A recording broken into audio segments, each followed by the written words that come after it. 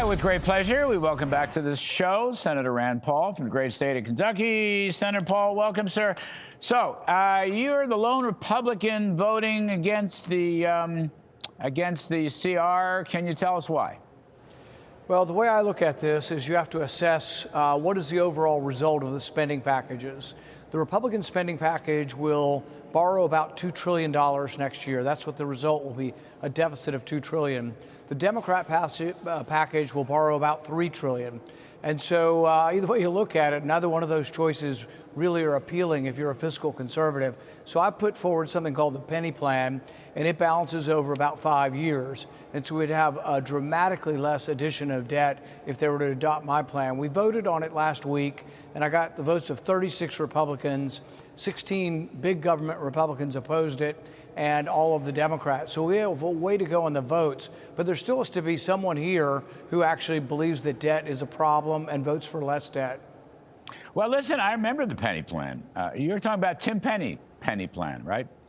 Well, it used to be 1 penny a few years ago, then it was 2 pennies. Now it's called the 6 penny plan because with all the pandemic spending, you have to have about a 6% cut each year for 5 years to balance the budget. All right, I got it. Okay, I understand that. So, you know what? It's funny. We talked a lot today about non-essential versus essential. And part of the shutdown, I mean, nobody wants a shutdown, I guess. But on the other hand, there is an opportunity here. President Trump and Russ Vought, the budget director, as we discussed on this show, and we talked about it with Speaker Johnson, they have an opportunity to really change the budget architecture.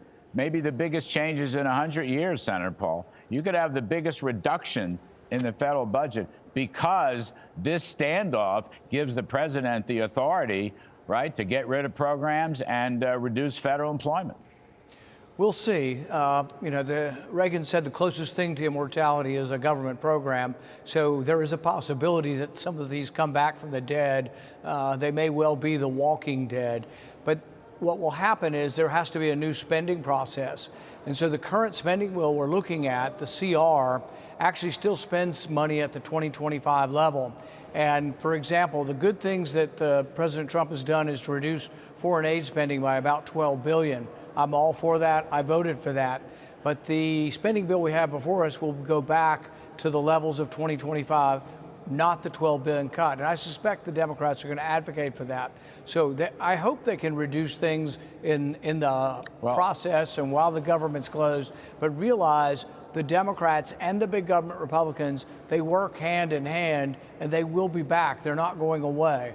Most of the big spenders are on the spending appropriation committees. So beware of too much optimism. But you're not suggesting that the rescission won't remain in place, the $9.3 billion rescission, which had most of the foreign aid cut and also the public radio and so forth. You're not suggesting that goes away. The public radio is not refunded. The foreign aid is still funded at the 2025 levels. So if you want to get rid of that and you want a new baseline, that has to go into the new baseline. It can't be a continuing resolution of 2025 levels. It'll have to be 2025 levels minus $10 billion in foreign aid. We don't yet have that in any package. I want that, but I'm just pointing out that if we just kind of stick our head in the sand and just vote for a continuing resolution, we're going back to 2025 levels, which really are the Biden spending levels. So there is no great victory here to pass the Republican plan other than to open up government.